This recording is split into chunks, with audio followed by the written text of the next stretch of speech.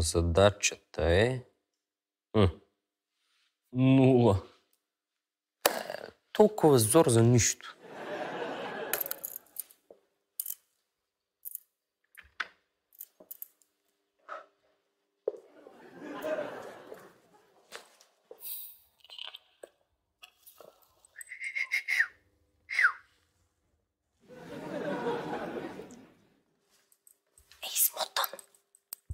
Лъчезаре!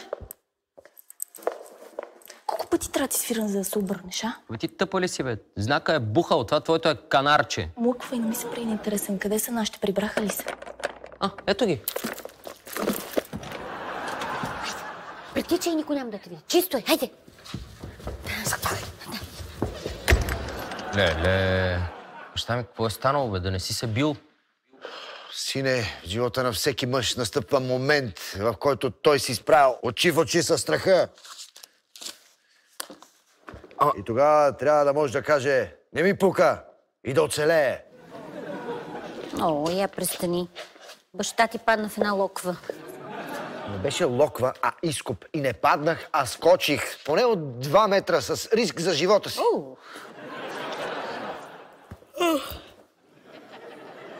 Как съм заспала пак пред телевизора. Тати, що приличаш на блатен дух? Защото се заключи на балкона на втория етаж на къщата, където бяхме на гости. Не съм се заключила, просто вратата се хлопна и аз почнах да дърпам, дърпах, обаче най-накрая студа почна да ме хваща с лапите си и да ме мачка. И аз... Какъв студ, Костадине? Стоя не повече от 5 минути. Виж какво, щях да замръзна и затова реших да скоча в бездната, поне от 4 метра. Нали бяха 2? 3,50, най-малко беше. Като супергерой. Да. Сега трябва да си измислиш име. Какво ще кажеш за Локвамен? Или не? По-добре човекът Као. Не, най-добре е Шумамен. Да, добро е. А още по-добре е следващия път да попита къде е тоалетната. Сиси, не съм искал да пикая през балкона. Просто бях на голям зор. Баща ми, само да не си скочил в локвата, в която си пикал. Не беше локва, а изкоп. Може. Осъзнавам, че може би си прав.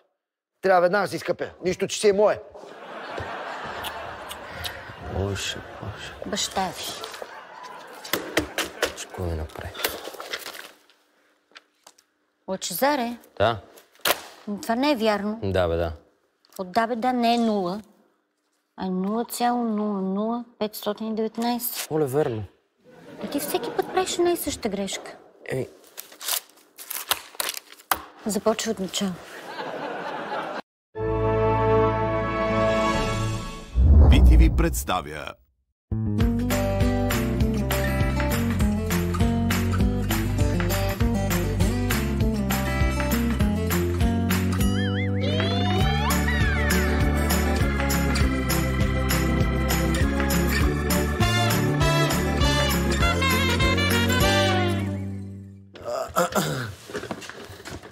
Айде, професоре,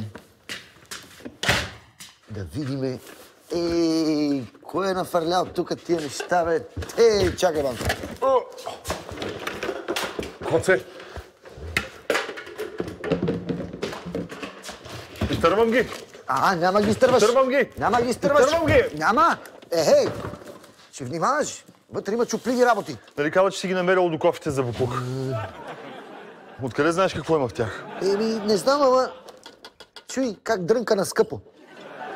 Коце, мисля, че не е разумно да разнасяме някакви неидентифицирани кашони. Чакай! Ако има бомба, така ще я активираш. Трябва да разлепим тиксото много внимателно. Каква бомба, бе, професоре? Я чакай да видя. Бомба имаш в главата ти. Чакай сега. На 3. 1, 2. Забравяй да кажа 3.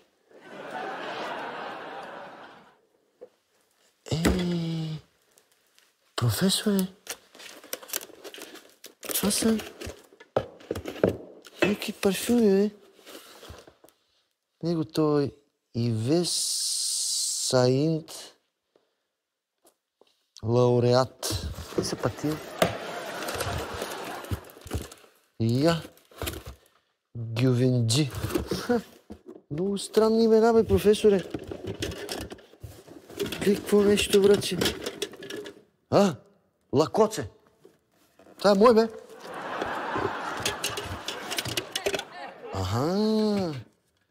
Гледай го, той е Пацо... Раздран... Не, бе, Абе, както де, бе? Чакай, бе.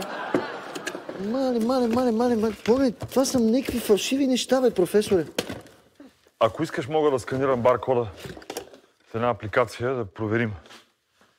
Да сканираш кое? За какво? Той е стински, погледни го.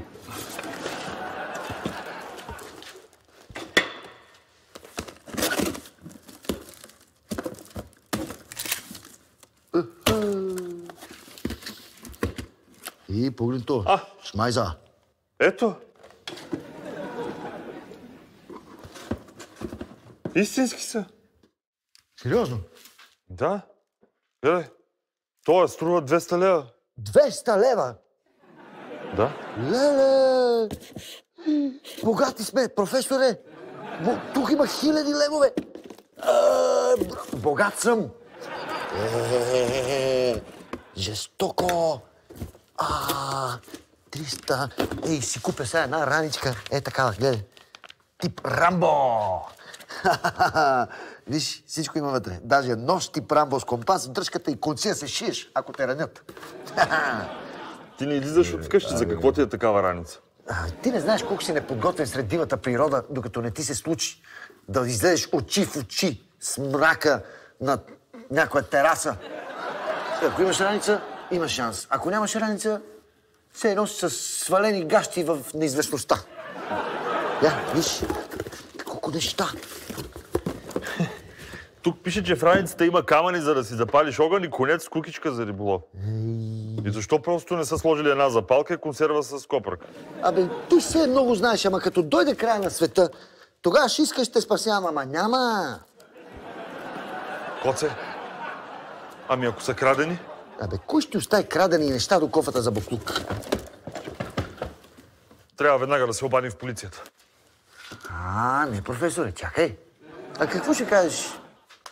Така лекичко да подариш един, да не кажа два, да говорим направо за 3 парфюма на Бисерка.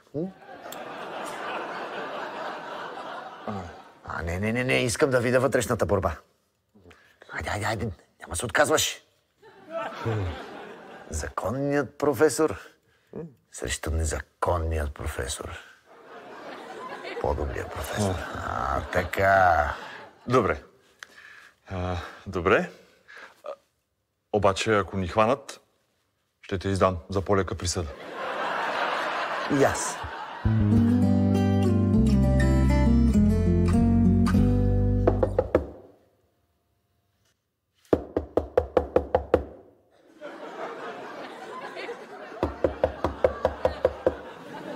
Няма да отварям. Влизай! Аре, бе! Коце, какво става, бе, бате? О, Милко, по те война съм? Бе, Мани, идвам за една много голяма услуга, човек. Трябва ми риба. Тъщата ще идва на гости, аз забравих да напазарувам. Класик. А жена ти как го понесе? Не знам, струва ми се, че загубих слуха си с дясното ухо. Абе, може да отидем до магазина, знаеш. Ама аз си мисля, че имаш нужда от нещо друго. Нещо, което да не мирише на риба. Телешко? Не, бе. Телешко. Нещо, което да накара да блесне окото на жената и да накара... Цвета? Не, бе. Нещо, което е ето тук. Наши ти завърта един. Спокойно, бе. Не, бе, не искам да го виждам. Въобще не ми го размахвай тук. Не ти го размахвам. Само ще го покажа. Ма ти какво си помисли? Че е Янко ли? Какво прави този парфюм в панталона ти, бе? Продавам го. 100 лева и е твой. Колко? 100. Абе, пич, в магазина е толкова, ти мен ли ме цакаш, бе? Добре. Още един бонус за тъщата. Парфюм с цицки. Леле... Какво ще кажеш? Добре, айде, 80. Толкова имам. Добре, айде. Нямам само в момента. Мерси, братленци. Супер. Джушиш.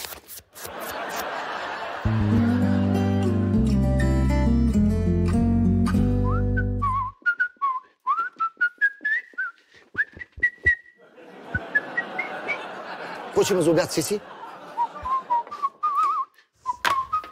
Китайско зеле. Какво съм направил? Замисли се какво не си направил. Не съм ходил до Кенефа още. Говорих с жената на Милко. Милко й купил скъп френски парфюм. И не само на нея, а и на майка й. Не може да не знаеш. Аз откъде ще знам? Голяма работа. Някакво стъкълце, пълно с миризлива водица, с цвят на пикня.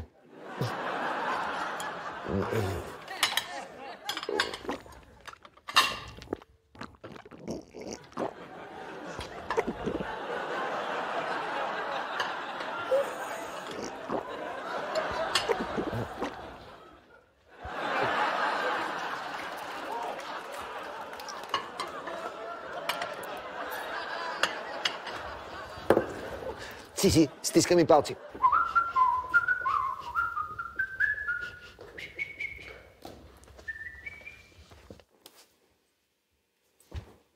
Оли коци!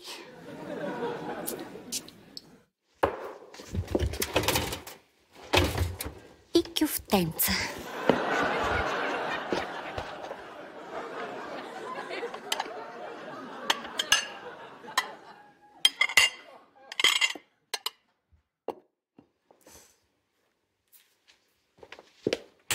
Анастасия!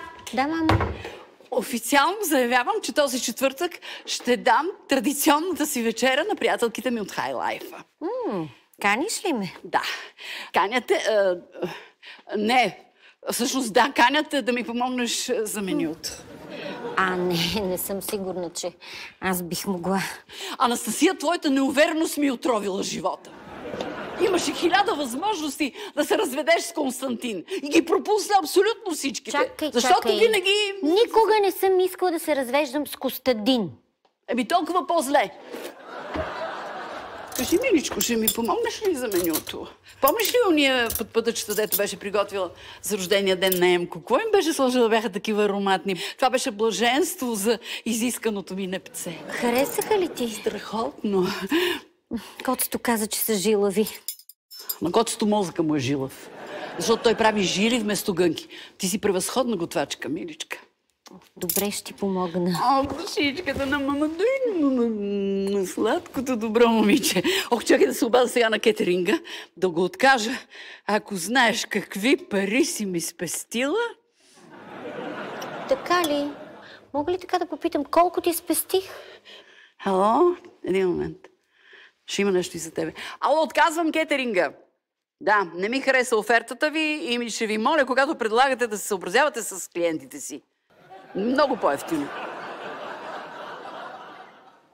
Ще има нещо и за теб. Аз за мен си имам. Не се грижи.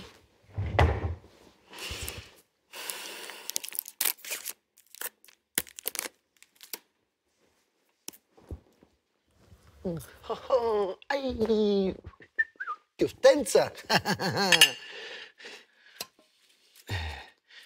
Ти стигна вече до десерт. Ме остави да си почивам. Ящи кюфтетата.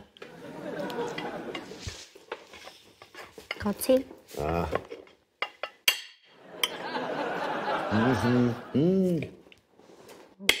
Благодаря ти. Влачи, да виж, че аз съм човек. Нали е като на Милко на жена му? Френски. От Сингапур. Френски. Внос от Индия. Нали е френски? С китайска гюза. Добре, кое му е френското? Вонята.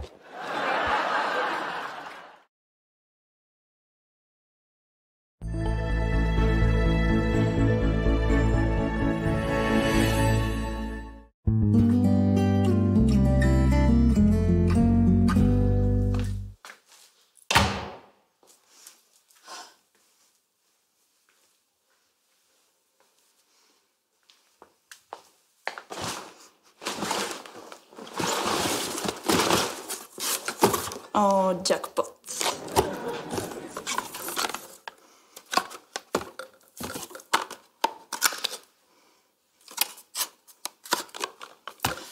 Никой няма забележил, ако липсват 2-3 парфюмчета.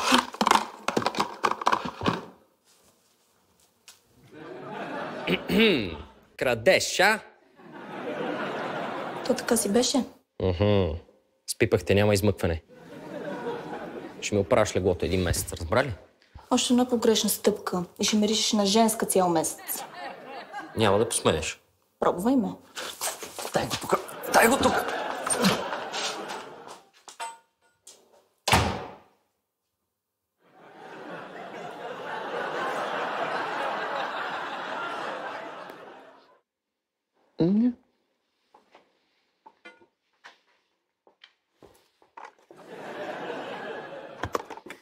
Значи така, а? Докато аз ходя за тръба, ми бърникате и с парфюмите. Ами той се опита да го открадне, обаче аз го спрях. Това е лъжа. Лъже. Това не е твой джоб. Моят джоб е, ама... Пръскано ли е? Пръскано е. Ще ви го държа от закуските. Ето ти един мъжки. Не го гледа, че е с цицки. Ама и него ще го държа от закуските.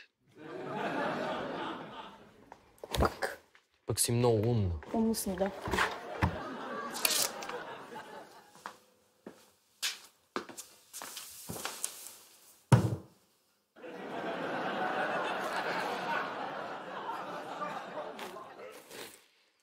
Ще стане, бе.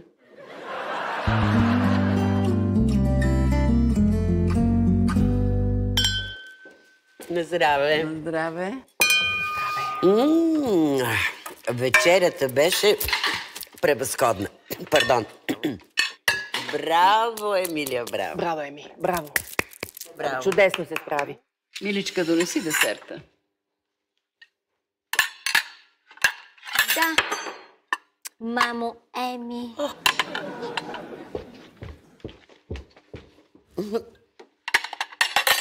Твоята домашна прислужница, май, има много сериозни пропуски във възпитанието. Как може? И се позволява да я нарича мама. Мамо, Това е браво. недопустимо. Горкото момиче не е добре, то си въобразява, че съм негова майка. Не, даже и да готви толкова добре, ти просто трябва да я уволниш. Не можеш. Еми, тя е кукуру-куку.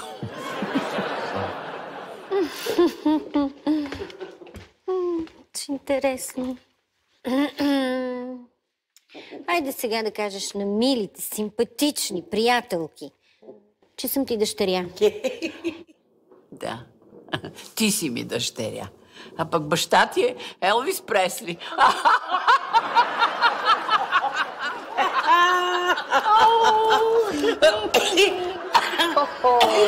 Да не ви стане лошо. Чувствам се... Добре. Миличка, как да те родя, като си на 38 години? Не мога да рода изведнъж бебе на 38. Аз съм на 52.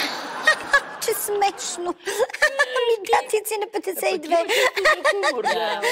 Аз ли да им кажа на колко години си или да извикам близнаците? Добре, Блудни. Скъпи приятелки, много моля да ме извините. Пошегувах се.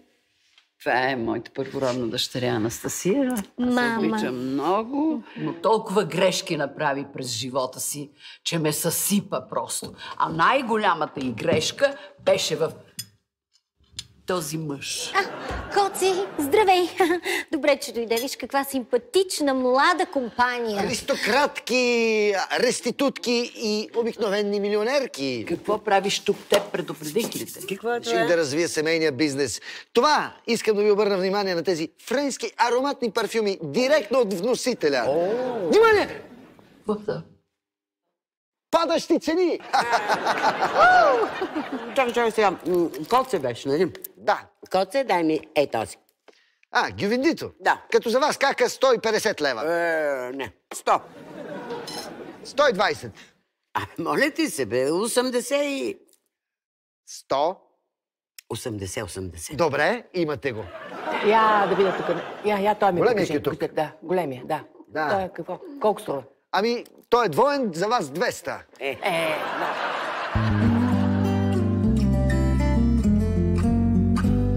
Да. Брат, от тук закона свършва. Започвам аз.